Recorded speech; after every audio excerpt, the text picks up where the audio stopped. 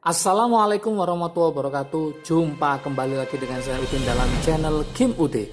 Asiknya belajar kimia.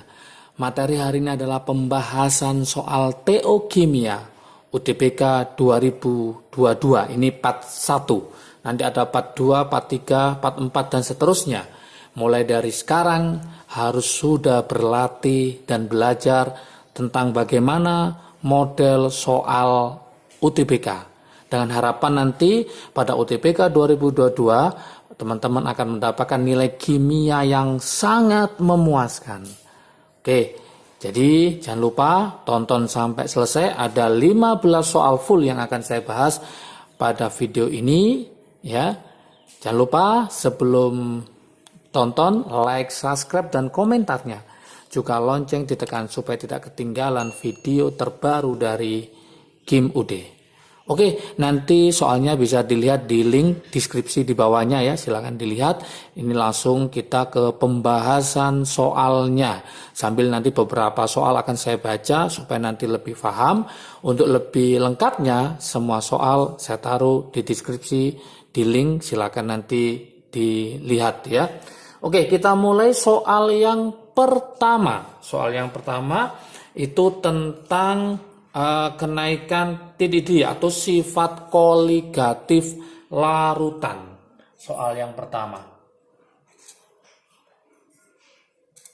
Soal yang pertama itu bunyi soalnya seperti ini ya. Saya bacakan ya. Larutan X dan larutan Y memiliki titik didih yang sama.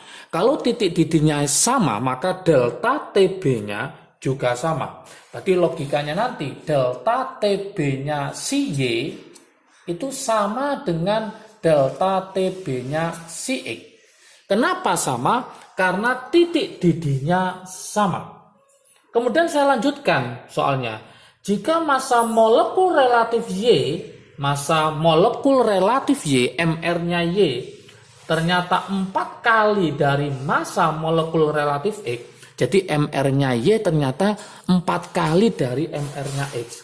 Maka pernyataan yang benar adalah masanya X dibanding masanya Y bagaimana? Oke, supaya gampang maka ini kita uraikan dulu. Berarti ini M kali KB, ini juga M kali KB. Ini M-nya miliknya si Y, ini M-nya miliknya si X. Berarti ini kita coret KB-nya.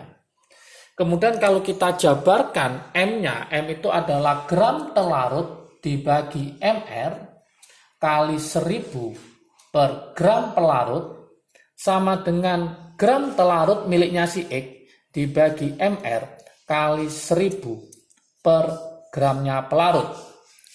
Ini juga sama, kita coret, kita coret, kita coret, kita coret. Yang nggak sama adalah masanya dan MR-nya.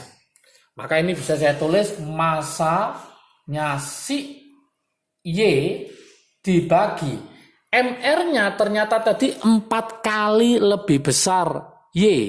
Berarti ini saya tulis 4. Ini adalah masanya si X dibagi ini adalah 1. Karena MR-nya si Y 4 kali dari MR-nya si X. Sudah dari sini kelihatan ya, masanya si X sama dengan berapa kali masanya si Y, berarti 1/4 ya. 1/4 kali masanya si Y. Maka jawabannya jatuh pada pilihan option yang C. Nah, jawabannya jatuh pada option yang C. Silakan nanti dilihat ya di pilihannya nanti ya. Itu modelnya A, masanya X sama dengan masanya Y. Masanya X sama dengan 4 kali masanya Y. Yang C, masanya X adalah 1/4 masanya si Y. Berarti jawabannya adalah yang C. Soal nomor 2, sangat mudah sekali ya. Sangat mudah sekali. Oke. Soal nomor 2. Nah, ini adalah reaksi disproporsionasi. Dalam suasana basa, Br2 mengalami disproporsionasi menghasilkan ion Br- dan BrO3-. Berarti Br2 itu mengalami autoredox menjadi Br min ditambah BrO3 min. Jika jumlah berapakah jumlah mol BrO3 min yang dihasilkan dari 1 mol Br2? Berarti ini dihasilkan 1 mol, berapakah BrO3 min? Yang ditanyakan seperti itu. Maka langkah pertama, teman-teman harus menyetarakan reaksi ini dulu pakai cara bilog ya, lebih gampang. Ini bilognya adalah 0 karena unsur bebas, ini adalah min 1, total sama dengan min 1, oh ini min 2, 3 kali min 2 min 6, berarti BR-nya adalah plus 5. Oke, dari sini kelihatan 0 ke min 1 naik apa turun? Ternyata turun mengalami reduksi sebanyak 1. 0 ke 5 naik apa turun? Naik berarti oksidasi sebanyak 5. Masih ingat? Supaya imbang ini dikali 5, ini dikali 1. Oke. Ingat, karena dia diserang oleh 2 maka ini biarin dulu, jangan sampai dikalikan ya. Baru ini yang dikalikan, ini dikali 5 berarti ini 5 Br min. Ini dikali 1 berarti tetap BrO3 min. Setelah itu bagaimana? Lah kita setarakan BR-nya. BR di sebelah kanan 5 ditambah 1 6. Di sini masih ada 2, maka ini baru dikali 3. Kebanyakan yang salah teman-teman ini langsung dikalikan 5 kali 1, ini 1 kali 1. Maka akan bingung. Ingat reaksi autoredox itu kalau dia diserang oleh 2 maka jangan dikalikan dulu, menunggu berapa jumlah yang di sini. Karena ini BR maka kita tunggu berapakah jumlahnya BR. Karena ada 6 maka kita kalikan 3. Kalau sudah ketemu seperti ini sudah mudah sekali. Maka kita tinggal mencari yang ditanyakan. Yang diketahui adalah ini adalah 1 mol. Kalau ini 1 mol, maka pertanyaannya adalah berapakah molnya si BrO3 min? Tinggal pakai perbandingan koefisien saja. Ini angkanya 1, ini angkanya 3. Maka mencari BrO3 min adalah 1/3 dikali 1 mol. Udah selesai. Maka hasilnya adalah 1/3 mol. Oke, dari sini maka jawaban yang betul di optionnya adalah yang D. Inilah yang betul. Nanti silakan dicek di soalnya ya. Oke, kita lanjutkan ke soal nomor 3. Oke, soal nomor 3 ini tentang sel volta. Ya, soal nomor 3 ini tentang sel volta. Soalnya bagaimana di situ ada CR ya. Ada CR, soal nomor 3. Oke. Ada CR melawan Ni. Saya tulis saja. CR-nya berapa, Ni-nya berapa. Ada CR13 krom ya. Terus kemudian CR. Ternyata inoselnya adalah min 0,74. Min 0,74 volt. Yang kedua itu ada Ni2 plus Ni. E0 selnya ternyata adalah min 0,25 volt. Oke, pernyataan berikut yang tidak benar, cari yang tidak benar.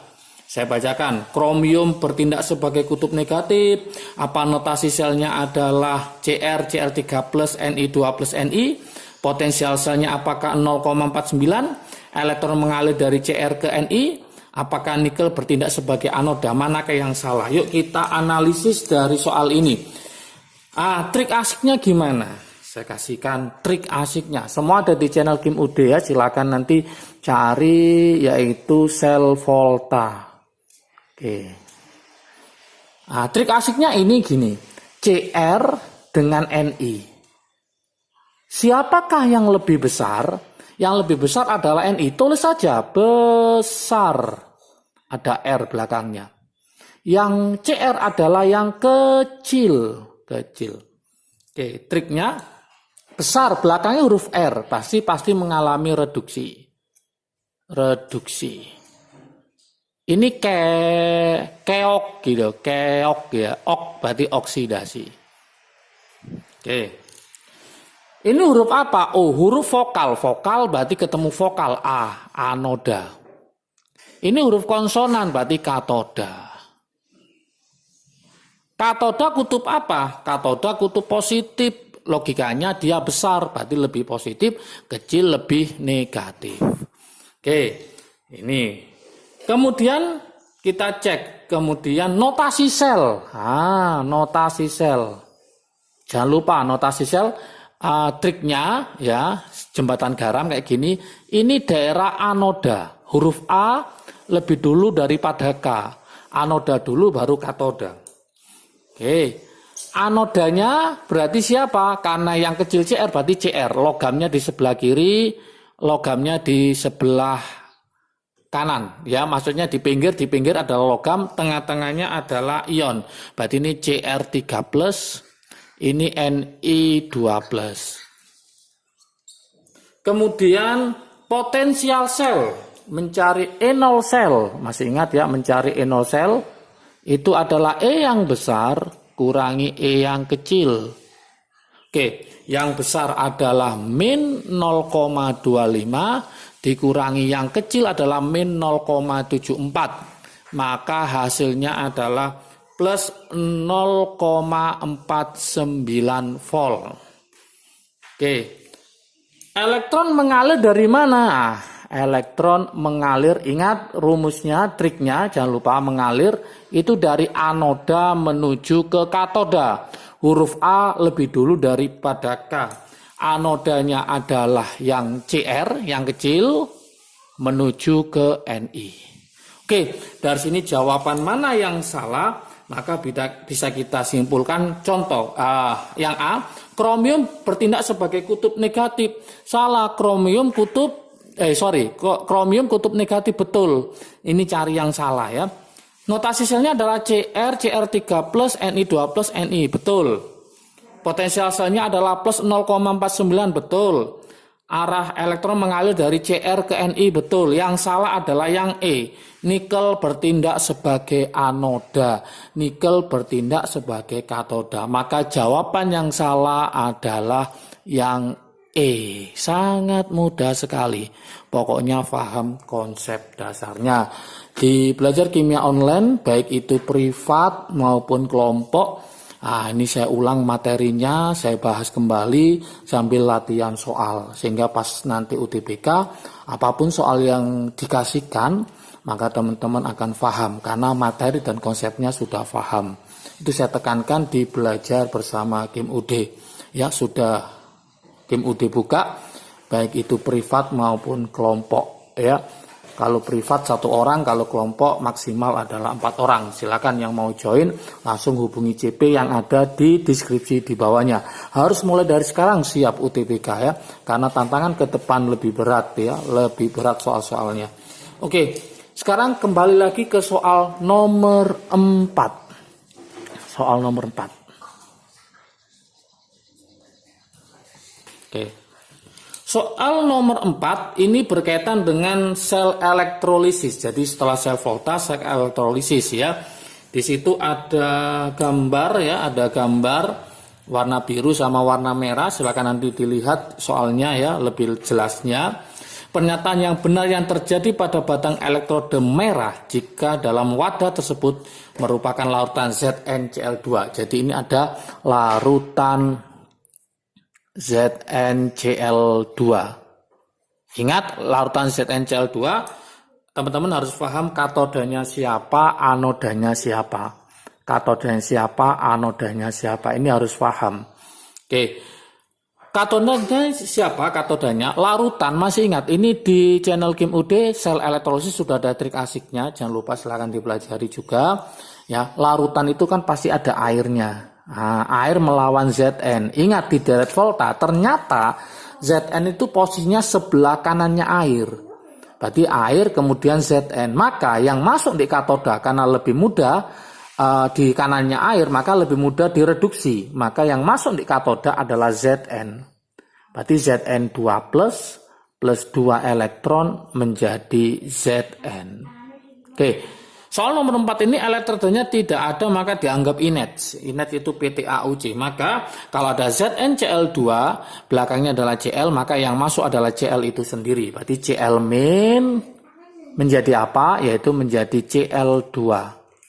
Ini dikali 2 karena ini 2 min maka ini 2 elektron. Dari sini maka bisa kita simpulkan di kanoda ada endapan Zn, di anoda ada gas Cl2 atau gas klorin. Nah, manakah yang betul dari pernyataan berikut? Saya bacakan yang A. Terdapat gelembung gas hidrogen. Tidak ada gelembung gas hidrogen ya. Adanya adalah gas klorin. Terjadi reaksi 2H2O menjadi O2 plus 4H plus 4 elektron. Tidak terjadi di sini karena dia bukan asam oksi. Terdapat gelembung gas klorin. Ini baru yang betul. Maka jawabannya adalah yang C. Terdapat gelembung gas klorin ya. Yang D terjadi reaksi Zn menjadi Zn2 plus 2 elektron. Salah. Yang betul adalah Zn mengalami reduksi. Ini mengalami oksidasi. Harusnya adalah Zn2 plus 2 elektron menjadi Zn. pH larutan berkurang, tidak terjadi perubahan pH karena tidak ada H plus sama OH min yang bermain di larutan ZnCl2. Oke, sangat mudah sekali. Kita lanjutkan ke soal nomor berikutnya, nomor 5. Oke, soal nomor 5. Nah, soal nomor 5 ini tentang hukum Hess ya, hukum Hess. Ini sangat menantang sekali, gambarnya sangat ribet sekali. Nanti silakan dilihat ya. Ada diagram hukum Hess, kita mencari delta HF di situ. Langkah pertama, teman-teman harus menulis kembali reaksi-reaksi yang terjadi. Ya, kita mulai dari yang pertama adalah 2Na ya, 2Na solid menghasilkan 2Na gas. Delta H-nya adalah plus 216. Ya, 216. Langkah berikutnya kita menulis yang lain, satuannya ini adalah kilojoule ya, kilojoule per mol. Kilojoule per mol. Langkah berikutnya kita mencari lagi yaitu 2Na gas, kita tulis saja ya. Nah, hasilnya adalah 2Na plus. Ya, 2Na plus ya. Kemudian kita tulis di situ dalam bentuk gas ya, ini dalam bentuk gas juga. Delta H-nya adalah plus 992. Kemudian lanjut lagi, ini sama kilojoule per mol semua ya, kilojoule per mol. Kemudian 2Na plus ditambah O2 min ternyata menjadi Na2O. Delta H-nya adalah min 20 kilojoule per mol. Lanjutan lagi, setengah O2 menghasilkan O, delta H-nya adalah plus 249 kilojoule per mol. Kemudian O menghasilkan O2 min. Delta H-nya adalah plus 649 kilojoule per mol. Oke, yang ditanyakan adalah ini 2Na solid ditambah setengah O2, hasilnya adalah Na2O solid. Delta H-nya berapa? Nah, itu yang ditanyakan di soal. Kita coret yang bisa dicoret ya, kita coret yang bisa dicoret. Ini kita coret ya. Ini kita coret, kita coret. Ini kita coret, kita coret. Ini kita coret, ini kita coret. Maka hasilnya tinggal apa? Betul nggak yang ditanyakan? Hasilnya 2Na ada, setengah O2 ada, Na2O ada. Berarti sudah ada semua. Oke, karena sudah ada semua maka hasilnya ini tinggal kita jumlah saja teman-teman semua. Gampang ya, kita jumlah. Inilah hasilnya. Jadi teman-teman menjumlah 216 ditambah 992 dikurangi 2520 ditambah 249 ditambah 649. Maka hasilnya adalah min 414 kilojoule per mol. Oke, min 414 kilojoule per mol. Dari situ maka di pilihan yang betul adalah ada pilihan A itu plus 414, yang B adalah min 414. Maka jawabannya adalah yang B. Inilah jawabannya. Oke, kayaknya gampang ya. Tapi kalau teman-teman lihat soalnya, wah, sangat lumayan ya. Nah, teman-teman kalau lihat soalnya di situ sangat butuh analisis yang sangat sulit sekali. Oke. Soal nomor 5 sudah berlalu, kita ke soal nomor 6 ya, soal nomor 6. Termokimia itu pasti keluar. Termokimia di soal UTBK itu pasti keluar ya, hukum Hess ya, ini mendominasi kemarin ya, mulai sesi pagi maupun sesi siang. Sehingga tryout ini soalnya ya sama persis model-modelannya, sehingga teman-teman harus belajar dari sini. Sekali lagi di belajar bersama Kim UD, penekanan konsepnya atau materinya saya tekankan betul supaya apa, nanti model soal yang lain nanti akan bisa, karena bisa menyesuaikan karena konsepnya sudah paham. Oke, bagi teman-teman yang ingin memperdalam, di Kim UD juga sudah lengkap materi dan konsepnya juga. Oke, soal nomor 6 ini berkaitan dengan laju reaksi, soal nomor 6 ini. Gimana laju reaksinya? Reaksi penguraian H2O2 menjadi H2 plus O2 memiliki persamaan laju reaksi. Ternyata di soal sudah ada persamaan laju reaksi, di situ pakai R. Boleh pakai R, boleh pakai V, boleh ya, sama aja. K. Nah, kemudian ini ada H2O2, hidrogen peroksida. Oke. Jika konsentrasi awal H2O2 pada suhu tertentu adalah 0,5 molar, konsentrasi awalnya H2O2 itu ternyata 0,5 molar. 0,5 molar.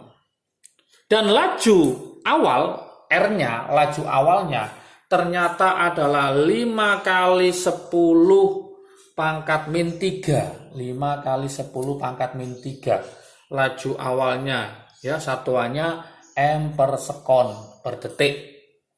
Oke. Yang diminta adalah maka nilai K-nya ini berapa?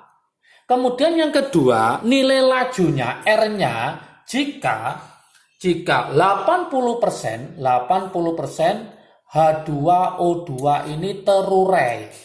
Nah, soalnya seperti itu. Bayangkan teman-teman ya, ada dua yang ditanyakan. Pertama nilai K-nya berapa, yang kedua nilai laju reaksinya jika 80% H2O2 telah bereaksi atau telah terurai.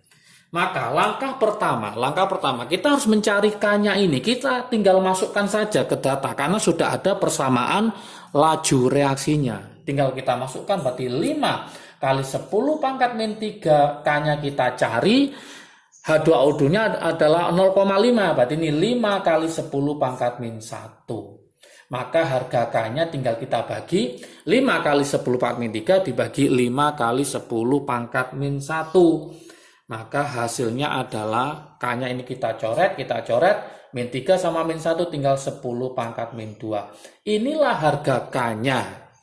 Langkah berikutnya kita akan mencari harga R-nya jika 80% terurai. Nah, kita pakai reaksi kalau gitu. H2O2 menjadi apa terurai? H2 plus O2. Oke, mula-mula reaksi sisa. Oke. Mula-mula adalah 0,5, yang terurai adalah 80%. 80% adalah 0,4. Maka nanti yang pada waktu sisanya adalah 0,1. Inilah yang akan kita pakai untuk menghitung laju reaksinya. Maka kita masukkan ke rumus dengan K-nya 10 pangkat min 2. Udah selesai. Berarti R, tadi rumusnya kan K kali konsentrasi H2O2. Oke, K-nya tadi ketemu berapa? 10 pangkat min 2. H2O2-nya setelah 80% terurai ketemu 0,1. Berarti ini 10 pangkat min 1. Maka R-nya ketemu 10 pangkat min 3. Oke, dari sini maka dapat kita cari mana option pilihan yang betul. Harga K-nya adalah 10 pangkat min 2 dan harga R-nya adalah 10 pangkat min 3. Satuannya jangan lupa M per sekon ya. Satuannya untuk yang ini adalah sekon pangkat min 1. Maka pilihan jatuh pada option yang B. 10 pangkat min 2 dan harga R-nya 10 pangkat min 3. Maka jawaban yang betul adalah yang B. Mungkin ada yang tanyakan kenapa ini nggak kita pakai. Ingat laju reaksi yang dipakai pada saat pereaksi bukan hasil reaksi. Yang kedua, rumus laju reaksinya pakai H2O2 berarti pereaksi aja yang dipakai untuk menghitung laju reaksi. Oke, penekanan seperti ini sering Kim UD lakukan pada belajar bersama Kim UD. Kenapa? Supaya nanti kalau ada soal yang berbeda, teman-teman nanti bisa mengerjakannya. Oke, yang ingin join dengan belajar bersama Kim UD, baik itu privat maupun kelompok, silakan nanti hubungi CP yang ada di deskripsi di bawahnya. Siap UTBK harus mulai dari sekarang. Loh Kak, saya itu nggak UTBK, hanya untuk ujian sekolah. Boleh, baik isentintal maupun continue setiap minggu boleh, atau mendekati ujian saja terserah ya. Silakan hubungi CP yang ada di deskripsi.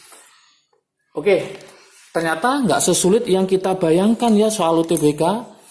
Yang penting konsepnya harus mendalam, konsepnya itu yang penting ya. Oke, soal berikutnya, soal nomor 7, ini berkaitan dengan isotop. Isotop itu mendominasi juga soal-soal isotop ya. Soal nomor 7. Soal isotop seperti ini. Atom Y memiliki dua isotop yaitu Y65 dengan kelimpahan 75%. Berarti atom Y memiliki dua isotop. Atom Y ya. Atom Y mempunyai dua isotop. Yang pertama adalah Y65. Yang kedua Y ini yang nggak tahu, tanda tanya ya. Y65. Yang ini adalah sebanyak 75%. Kalau ini 75%, maka logikanya ini berapa persen? 25%, betul. Karena totalnya harus 100 ya. Ternyata AR rata-rata, AR-nya ini, AR rata-rata itu ternyata adalah 66. Yang diminta adalah berapakah yang ini AR-nya. Kalau totalnya 66. Nah, ini sangat mudah sekali ya. Sangat mudah sekali. Gimana cara mengerjakannya?